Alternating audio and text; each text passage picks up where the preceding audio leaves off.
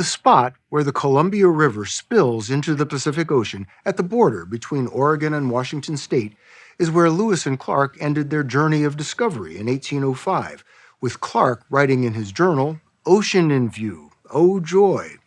But it's not all joy. In fact, it's one of the most dangerous inlets in America. A high-pressure torrent of water pours out of the huge river's mouth and runs right into waves that have been moving across the Pacific for thousands of miles. It's precisely because of this powerful aquatic collision that elite members of the United States Coast Guard come to this place once each year, determined to earn the coveted certification as surfmen. The story will continue in a moment. On the bow. Here comes a big one. Touch ahead. On starboard.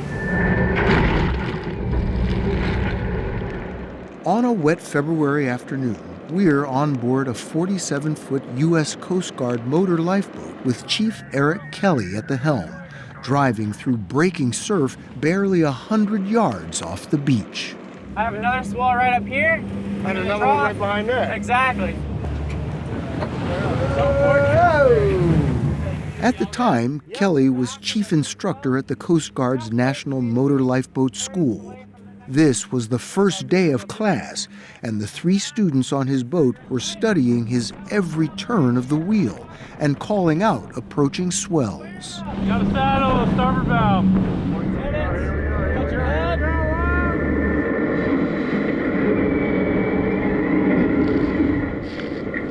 6 more trainees were on 2 other boats with other instructors. Kelly says everyone is here because this place, at the mouth of the Columbia River, consistently has some of the worst weather and highest seas in America. We expose them to a tremendous amount of surf conditions over 4 weeks, more so than they'd get over years at their own unit. Morning, shipmates. How are we? First thing that morning, Tim Crochet, commanding officer of the lifeboat school, had welcomed this year's class of 9 students. And I promise you the instructors behind me are going to give you world-class instruction, and they're going to help you become a better motor lifeboat operator, and we're going to get you closer and closer to certifying as a surfman. Certifying as surfmen. That's the goal of each of these students and the dream of thousands of other members of the Coast Guard. Being a surfman is sometimes compared to being a Navy SEAL or in the Army Special Forces. But in truth, this is a more exclusive club, isn't it? Currently, we have about 130 active duty surfmen right now. How many members of the Coast Guard? I think the Coast Guard's right around 40,000 people. 40,000 people and 100 surfmen. So that is a pretty exclusive club. It is. There's a small number of us. Certifying as a surfman means the Coast Guard trusts you to drive a lifeboat on the most challenging rescue missions in 20-foot breaking waves and 50-knot winds. At the entrance to the school is a display of every surfman medallion, called a check, ever earned. So how far back does this go? It goes back to 1872. That's when the U.S. Life-Saving Service began saving mariners in distress. It became the Coast Guard in 1915 and now operates 20 surf stations where rescues may have to be made in breaking waves. On average, the Coast Guard makes more than 5,000 rescues a year. Where is yours? Mine is right back here. It's check number 407. Chief Instructor Eric Kelly, whose boat we were on, wears his surfman number. I understand you have a tattoo. I do. I have my surfing number. I'm surfing 545. This is something that is very, very important to me. At the opening session of the Motor Lifeboat School, Chief Kelly read the Coast Guard's Surfman's Creed aloud. I will never unnecessarily jeopardize myself, my boat, or my crew, but will do so freely to rescue those in peril. And he told the students they'd each need to have the creed memorized before the 4-week course was over. It takes a lot to get there, and it takes a person, a special type person, willing to put themselves into those situations where you're looking up at a 20-foot breaking sea and you're like, I want to do this. I want to keep training in this. This year's class was all male, but there are nearly a dozen female surfmen.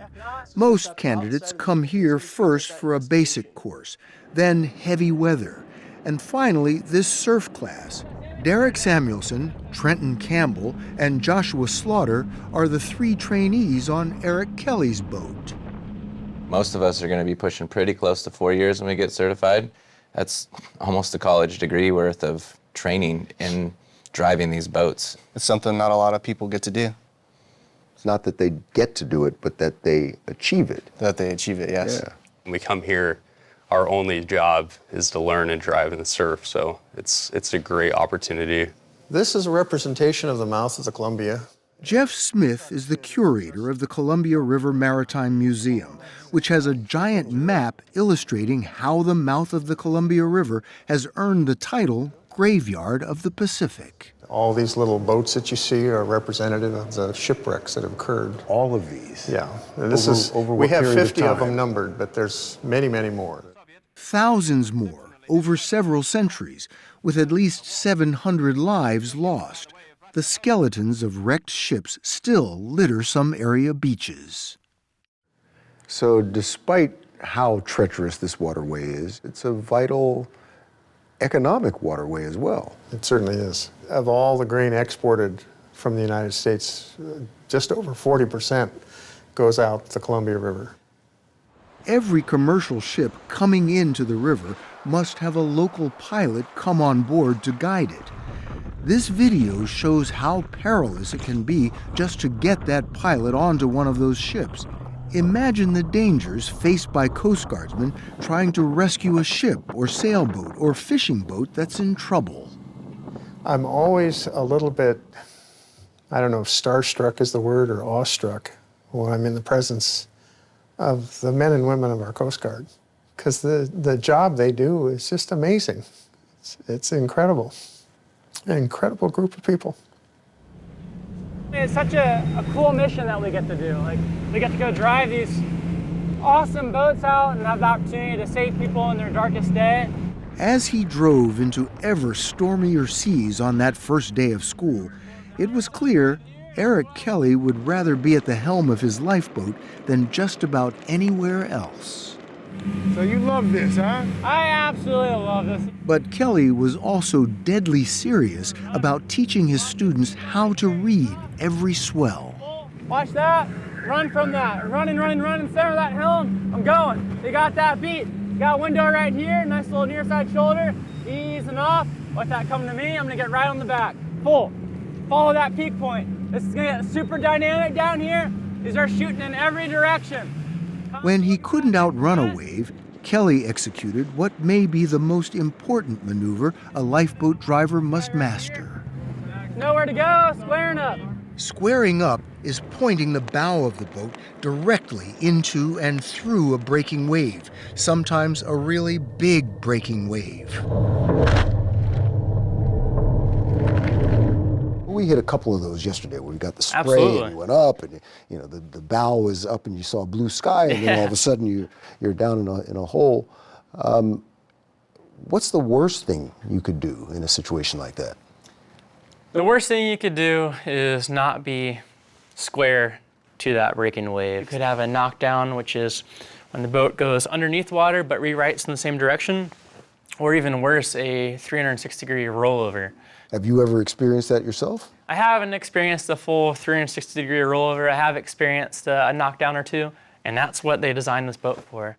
That design is seen in this demonstration video, but out in the surf, Eric Kelly was showing his students how to avoid ever having to test it on a real mission. How long before you let the students take control of the boat? So starting tomorrow, we'll do another demonstration of wherever we're going to train. And then students are on it for the remainder of the course. Hold on. Whoa! Every day for the next 4 weeks, the students took the helm, with Eric Kelly signaling approval when they did something right and correcting them when they didn't.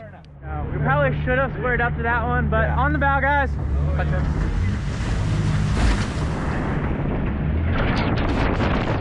Students drove in every kind of condition and ran simulated missions like pulling someone, in this case a dummy, out of the water. Nice reach, Josh. Get him on board. Don't play it off. Don't play it off. Yep. All right, stand by to clear the recess. Sometimes a real rescue mission can supplant the simulations, as when the boats were making one last training run on graduation day 2023. Mayday, mayday. Sure enough, we heard a mayday for distress go out over channel 16, the radio frequency. I think I might be taking on water. Hurry up.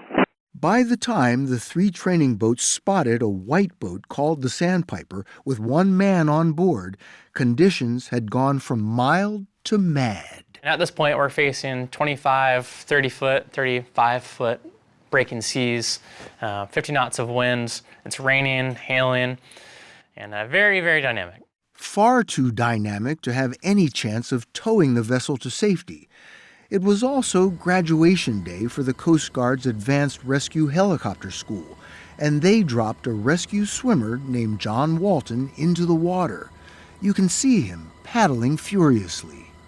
It was his first rescue, and they deployed him, and he was able to retrieve that individual off the Sandpiper right as that 30-plus foot break rolled that boat multiple times. It's hard to imagine how either the rescued or the rescuer survived that, but they both did.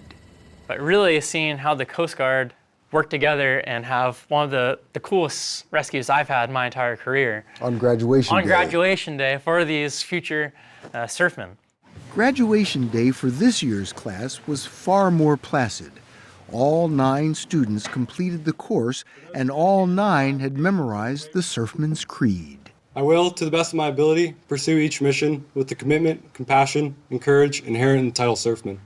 They didn't all certify as surfmen that day. Most had to wait to return to their home units for their commanding officers to give them the nod. But 2 of the 9 got a surprise. BM2 Casey, BM2 Campbell, front and center, please. Dorian Casey and Trenton Campbell had their commanding officers in attendance, ready to bestow the honor then and there. It seemed every certified surfman on the West Coast had come, and they handed the coveted medallions, those checks, to one another. Surfer 494, Station Cooley River. 485, Station Morro Bay. 484, Station Humboldt Bay. 450, Station Cooley River. 407, Station Chetco River. And then to the 2 newest surfmen. Trenton Campbell accepted hugs from his trainers and fellow classmates, and then headed back to his base, Station Quileute River on the coast of Washington, ready to do what he joined the Coast Guard to do. The reason why we all want to be here is that dream to save a life. I think there's no better feeling than that. We're training for the opportunity to save a human life. It's all the motivation you need.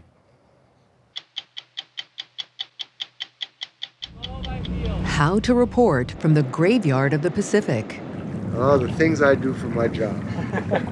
At 60minutesovertime.com.